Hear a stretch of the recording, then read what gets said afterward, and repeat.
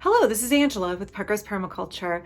Today I want to talk about 3 key areas where we can focus on skill building to help us become more sustainable and resilient people and sustainable and resilient communities.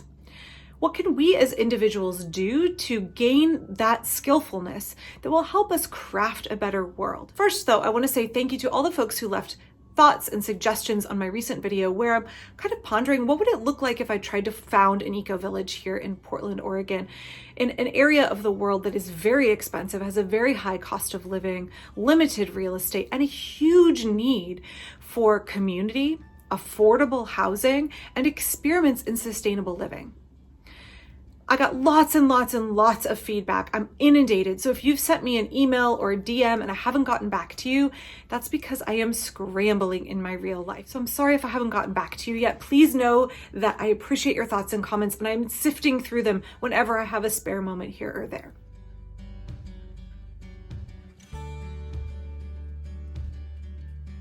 There are 3 key areas where I think that we can focus our energy in building skills to help us become more sustainable people. Now, these aren't entirely original to me. In fact, the Foundation for Intentional Community talks about these a lot. Any group of people that is focused on building sustainable communities will, in some way or another, in some shape or another, sift through these 3 concepts. If you have not checked out information from the Foundation for Intentional Community, I will list information on them below. I have been hoovering up all of their information lately as someone who wants to found an intentional community, is interested in partnering with other people to either create one or join one that exists. They have so much good information, and whenever I can watch their Zooms and whenever I can watch their YouTube videos, that's what's playing in the background while I'm doing dishes or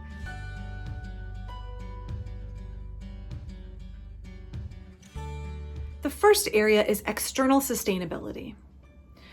That means looking at the world around us and saying, what can we do to design a more sustainable and resilient way of being? That could be the home that we live in, either retrofitting a home that we already own, an existing structure, or building a new one using sustainable practices, like passive solar design and rainwater harvesting and creating sustainable ways of heating and cooling our home. It means thinking about and designing for sustainable ways of food production, crafting agricultural methods that build fertility in our systems, not deplete it, and at the same time actually feed everybody. It means designing communities, infrastructure in a way that promotes sustainability instead of disconnection and depletion, like so many American cities currently are designed for. How do we retrofit our communities, and how do we design new communities in a way that is focused on sustainability? The second area is interpersonal sustainability. We can have sustainable systems that are designed brilliantly with wonderful engineering and careful thought for conservation of wildlife.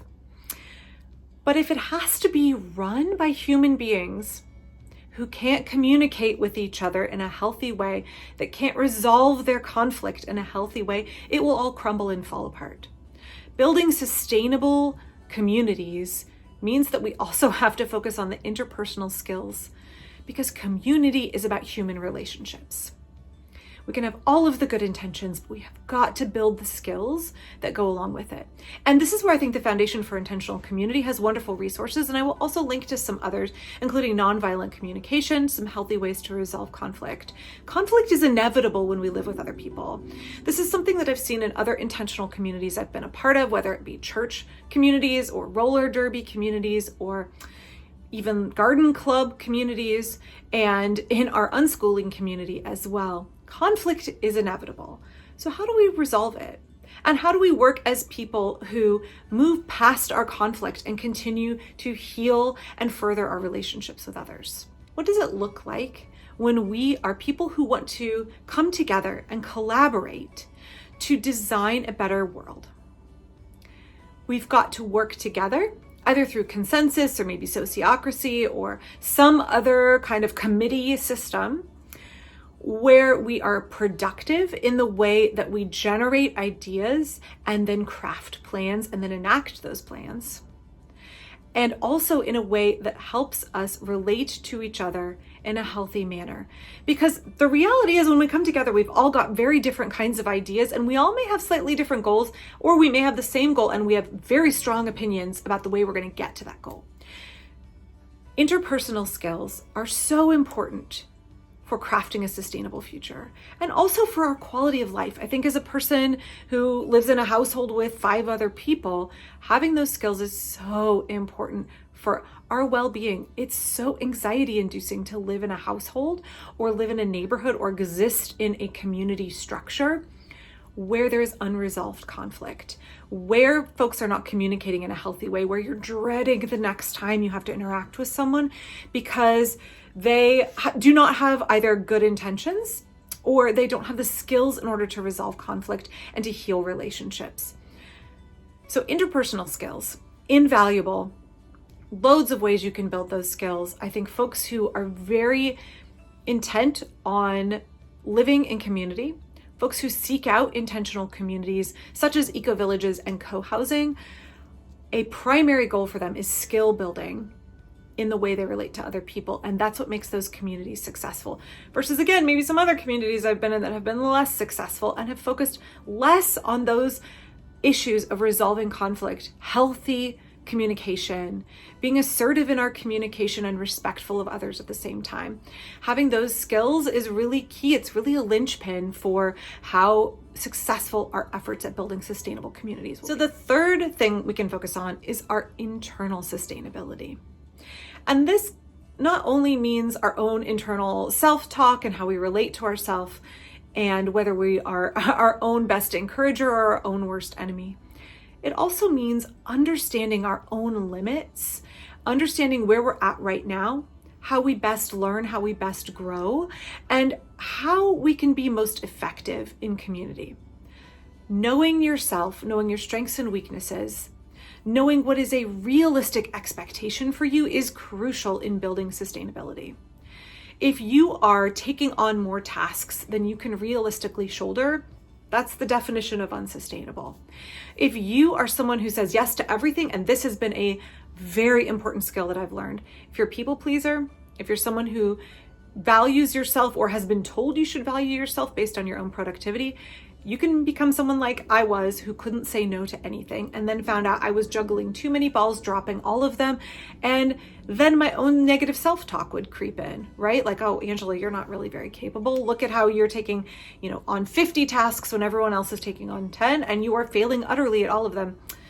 That means that you clearly are just incapable of contributing to this community. Instead of saying, maybe I need to realize what a realistic workload is for me, both physically, emotionally, and within the time scale that is set before me. Also, I would add, doing the work and taking the time to heal from your own trauma is another element of building internal sustainability.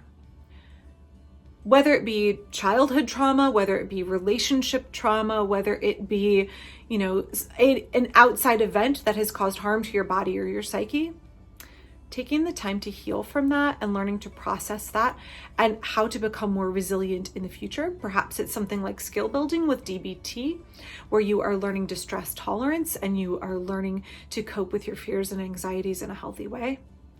Perhaps it is working through all of that with a therapist. Perhaps it is your own quiet internal meditation, taking time every day to focus on your inner peace and how you can cultivate that and heal from the wounds in your life. That will make you a far more resilient and sustainable person and will help you be more effective and successful at building those interpersonal skills and those external sustainability skills as well.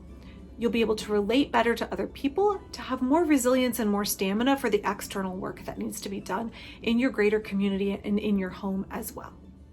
So I hope that was helpful for you. If there are ways you have worked to cultivate external, interpersonal, and internal sustainability that you think will be helpful for other folks, I hope that you will share that down in the comments. Also, could you please consider clicking like and subscribe? That is one of the most important ways that you can support this channel, and it really makes a big difference for me. I'll be back next time from outdoors in my permaculture garden here in Portland, Oregon.